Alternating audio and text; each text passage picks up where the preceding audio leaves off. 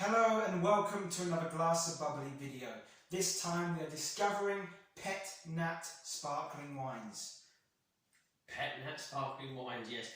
I like Pet Nat, and if you don't know what that is, it's Pet Nat Natural, which is the kind of ancestral method of making sparkling wine. The first fermentation is completed inside the bottle. You will get the yeast sediments in there. The wine will be cloudy. Doesn't mean that it's gone off. In fact, it's quite a clever way of making wine, because what you can have is a whole array of aromas and different styles of flavours within one bottle. The amount that you shake it will change the style of wine that you have. So if you like it less shaken and stirred, or you like it very cloudy, then you can have the best of both worlds with this wine. We've got the winery Stoka since 1839, which is a Slovenian sparkling wine, and we've got two Pet Nats here. We've got one traditional kind of white style, brut style. We've also got red sparkling, which is first for me. I've never tasted red sparkling Pet Nat, so we're going to give both of those a go. Have you got a little bit more information on each? The winery has 30 hectares and 7 of which are vineyards. Okay, very, very good. What else? What about the awards that each of them have got, Oliver? Well, the Pet Nat here. I'm guessing that's that one? Yep. That one a bronze in the sea breeze category. And the other one The got other itself one got a gold in the gastronomic. gastronomic. Do you want to show the people the kind of this sediment at the bottom, especially down there towards the neck of the bottle there, the neck at the bottom of the bottle, shall I say? And you'll see there at the bottom is where all of the yeast sediment is collected. So when they make, say for instance, champagne, they will collect that, and that's what they do by the old Riddling style, or the machines that gets all of the sediment down to the bottom, and they'll freeze the top and eject that yeast sediment, so that makes the wine nice and clear. Otherwise you wouldn't like your champagne cloudy. Whereas this wine, that yeast, the lees, the dead lees, the yeast stays in the bottle. So we're going to give one of these an open. I'm going to try and do it relatively carefully, so that way we taste the wine pure as such, without the yeast, and then we'll mix it bit by bit and taste the difference. Go through the different stages of what this bottle can offer. Yep, here we go. So, I'm going to do these glasses first, so we're going to try some without any stirring. Then simply what you do is you just stir the bottle, you twist the bottle round, and then you'll see that the yeast starts to fall and cloud the wine. So give it a few little turns like this, and the second one will be a touch cloudier.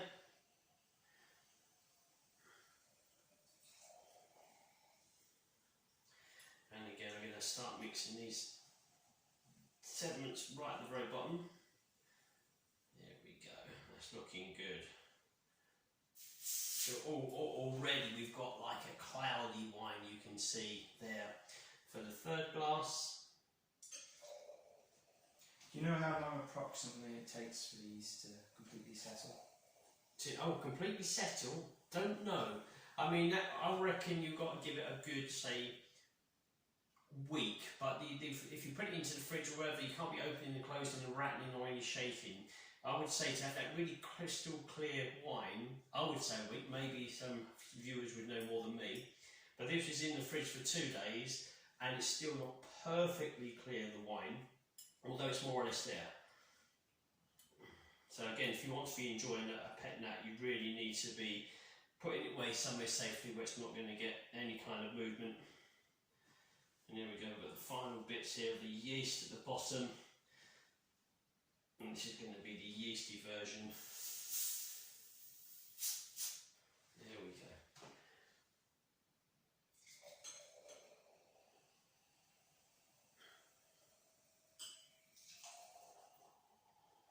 So you should see there the difference. Yeah, you can show people the difference. This is the clearer glass, and this is the final one. Yes, I don't know how clear that was for people to see, but certainly in my glass here, this wine is clear. This one is certainly very stark, the difference there. But what we need to see is how different the aromas and the flavours are. So if we try the first one, very nice, fresh fruity aromas, peach, pear, apple, as such on the nose. Yeah. And go to the second one. Slightly different, all of a sudden. Really. Again, we got peach, but I've kind of got overripe, bruised kind of a pear flesh. You can smell the yeast as well in there. Third one. Again, it's getting that, it's got a yeasty kind of character now, along with the yellow fruits, the peach or the pear, and maybe a touch of apricot. And then the last one. Even more intensified on the kind of yellow fruit yeast style on the nose. It's hard to really explain, but it's the yeast really playing a big part. It's a totally different wine to the clear wine that we had at the beginning. Let's try the first.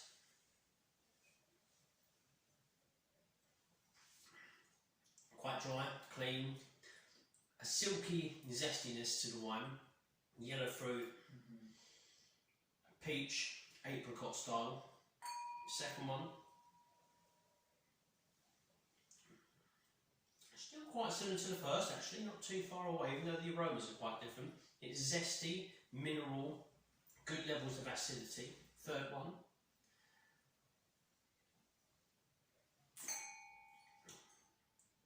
Again, citrus, yellow fruit driven, a touch of the yeast in there, not overly yeasty.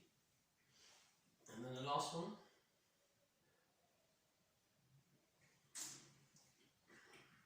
That's where it's working a little bit more there, the yeast coming in. It's softer around the edges, it's still zesty and zingy, quite saline as well, high acidity. But there's a kind of a silky yeastiness to the wine. But certainly compared to the first wine, they're very different in style. For me, the zestiness intensified along the first three, and then with the final one, the yeastiness toned it down a little bit. Do you know what I feel exactly the same as you? the zestiness increased until level 3 was the highest. Yeah. Then it dipped here. You know, so we had the biggest part of the influence from the yeast in that final wine. But here you can see at the bottom of the bottle is all of the yeast sediment in there. You can see. Yeah. And so there's quite a lot of yeast. I'm just going to add a little bit more to this one here and see if there's any difference.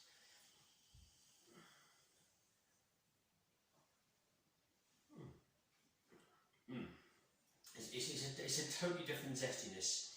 There's a silky edge with the yeast coming in. So if you like the crisp, fresh, clear, clean style, you go for without too much of the mixture. But if you like to tone it down and have the yeasty character which some people like to have, then obviously you do plenty of twist. Now if you go to a restaurant, usually a sommelier will ask you how you would like that wine to be served. And if you want plenty of yeast, they'll be twisting the bottle a few times around. Or sometimes what they do is a nice experience where they do what we've done here, and they'll serve you different kind of versions of the same bottle over the evening or however long it takes you to drink that one bottle. So that's the first one. So Pet Nat from Vina Stoka. That was a 2020 by the looks of it on that one. 13% alcohol on that.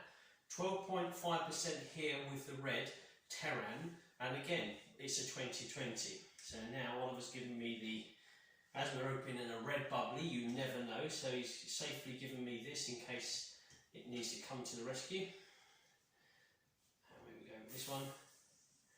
Shouldn't be too lively, he says. Boom. Touch. A little bit. Let's put that somewhere. We'll put that on there. Very good. There it is.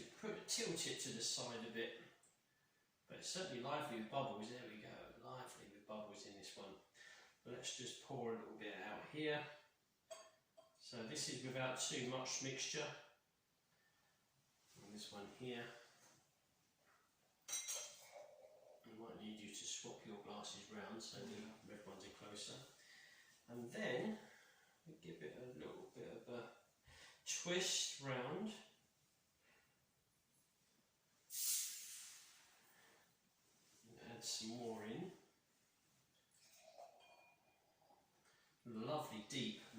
to the wine.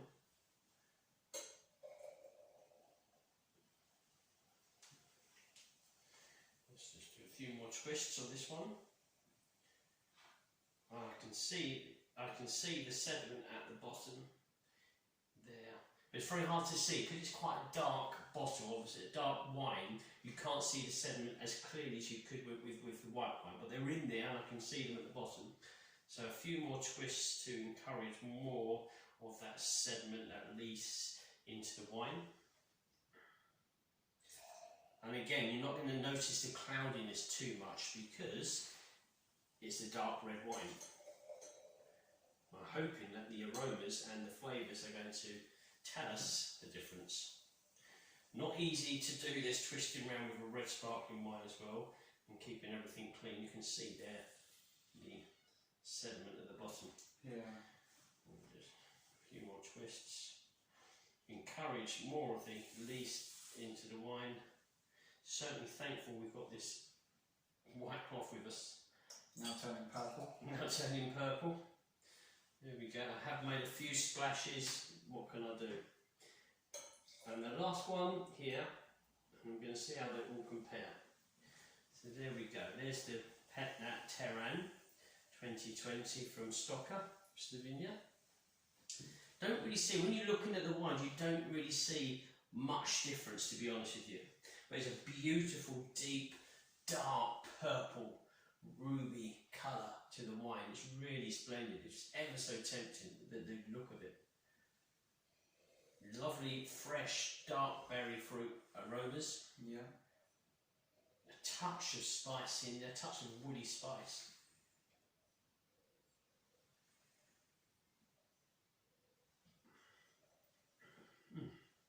Lovely, fresh, crisp, touch of tannins in there, dark berry, blackberry, freshly picked blackberry, black currants, all in there, and a nice saline acidity to the wine, very good for food. Yeah. I'm sure this is one that won the golden, is that the Terran? The Terran, golden gastronomic, there we go. And we're going to go for the second one, very similar on the nose, a zesty, red berry, blackberry fruit expression.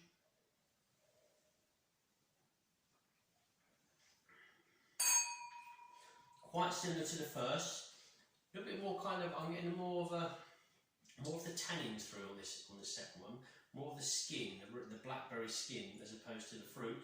It picked up a little bit on the creaminess for me. You've got creaminess. Here we go for this one.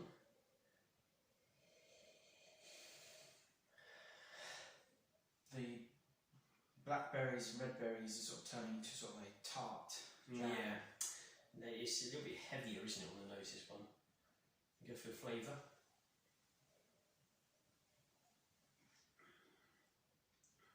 Again, good levels, acidity levels, good tannins for me. Dark berry fruit tannins. Not an overly different kind of style between each of the wines we've tasted, actually. I'm going to go for the third one. Ah, that's sweet on the nose. That smells sweeter for some reason. That smells sweeter. Red berries, blackberries, it's sweeter. Going towards, as you said, a tart on the jam kind of expression. I'm getting a tart pastry. Dry, very dry flavours in the palate. Dark berry fruits again, blackberry fruits, saline. I don't get the yeast effect on that for me. Compared to with this one here, I can really see how the wine changes and evolves with the yeast contact. Whereas this one here wasn't as expressive to me. I don't know what you feel, Oliver. I got a little bit of the yeast on the end one, but it wasn't as much as the white. Not as much as the white, I agree. Let's make sure by putting the bottle upside down, it's all in there, so that all the yeast has been mixed in. There's nothing less stuck to the bottom of the bottle. So we are seeing the wine expressing itself from more or less zero yeast to plenty of.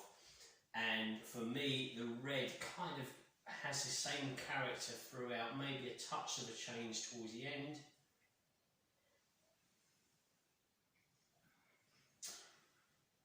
it's a gorgeous wine. It's fantastic for food. It's palate cleansing. It's delivering that dark berry fruits. But compared to last and first,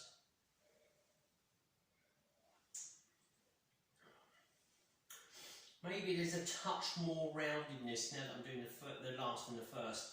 That's a little bit sharper, zesty. That's a little bit less zesty, a little bit more rounded. Personally, that's where the yeast is coming into play there to tone that down a little bit. Between those two, there is a touch of a difference for me.